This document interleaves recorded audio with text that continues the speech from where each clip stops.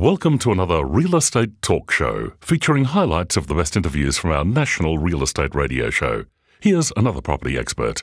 Well, with the economy the way it is and the way the housing market is, I guess the need for more affordable properties is a trigger for possibly some investors maybe looking at removal houses, getting them onto a cheap block of land, moving the removal house on, doing it up and putting it in an area where it's going to get some good growth. Yep, the plan is good, but there are some risks involved, and it's worth checking the fine print carefully before you start coughing up money for a removal house.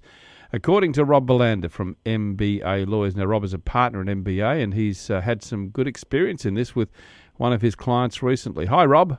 Hello there, Kevin. Hello, listeners. Rob, what are the dangers here?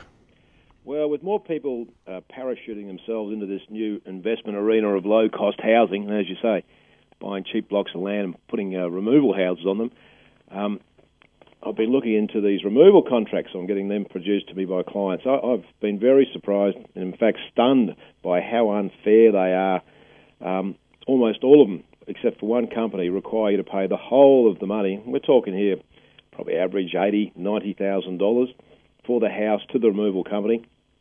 And these contracts and the removal companies' practices are completely unregulated by any laws. So you give them these monies direct, and then you just hope and pray that firstly they own the house.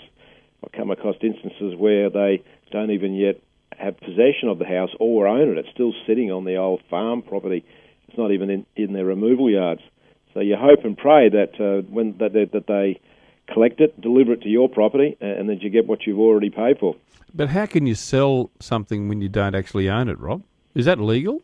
Well, it is, as long as you're confident that you're going to get it. I dare say these people have got contracts with these farmers to collect these houses when they want them, but the fact is they're still sitting on someone else's property in many cases, and not even in their removal yards. You know, it's a high risk to be taken as an investor to be doing this. I mean, when I've challenged some of these companies, I had one case where I said to the company, look, my client will pay all this money, the whole $90,000 to your solicitor's trust account, and as soon as we tell you that it's delivered, and you'll be delivering it, then we'll push the trigger and you can take the $90,000. Oh. That's a normal transaction, isn't it? I mean, that's the way most real estate transactions are done. The money is held in trust, and then when the deal is done, it's paid out. Oh, well, when we put that to them, it was dismissed out of hand. You know, comments like, look, we've never had any problems with this sort of stuff before. They say to the client, you should change solicitors. Our reputation's so good, we're not even going to entertain that. To understand how exposed you are as an investor when you do this, I like to draw an analogy with car dealers and real estate agents and builders. I mean, they're all regulated. When you buy a car, for example, from a car dealer, the government guarantees title. When you buy a house or a block of land through a real estate agent, you put the deposit monies into a trust account, regulated by the government. If the agent happens to be a crook and he or she duds you, then you make a claim against this massive fund that the government holds. It's got multi-millions of dollars in it. It's all backed up by a licensing regime. Ditto with licensed builders. There's legislation in Queensland that builders just are not allowed to take all the monies up front in the way these removal companies are doing. Rob, it's probably unfair to ask you this question, but I'll ask it anyway. Is this only in Queensland, or is this in all states of Australia? I've only looked at it for clients in Queensland. I can't answer that one, Kevin. No. You'd think that logically maybe it is the same all around Australia. Why haven't the government stepped in? Why isn't there some kind of legislation or consumer protection around this? It's governments only do things when they're pushed to do them.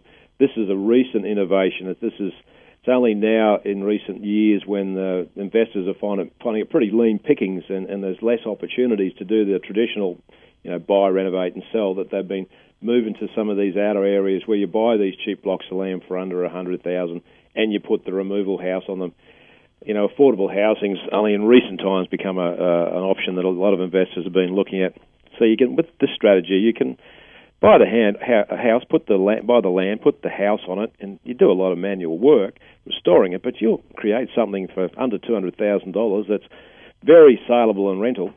And the government probably won't do anything about it. I don't want to put the kids to death on this, but probably won't do something about it until one of their precious constituents loses their $90,000. Wow, too late then. The horse has already bolted. What's your advice? Obviously, see a solicitor if you're going to do this.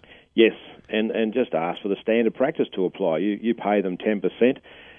You can offer to put the balance of the monies even into the removal company's solicitor's trust account, but only payable to the removal company when they deliver the house. Have you been able to find a removal company who will operate that way? Yes, I have one. Oh, okay. Are you willing to name them? Yes, I would. Just I haven't got them with me. Okay. Well, when you talk to me next, I'll give you the name. Well, before the end of the show, what we'll do is we'll make sure that we make that name public. So, Rob, if you can find out for us, we can let you know before the end of the show. And if you want further advice, go and have a talk to Rob. You'll find him at MBA Lawyers. He's on the Gold Coast, and he's also the author of a series of books called Made Simple. These are great resource tool, and believe me, I've read every one of them. They're a great read. Rob, thanks very much. Look forward to talking to you next week. Thank you, Kevin.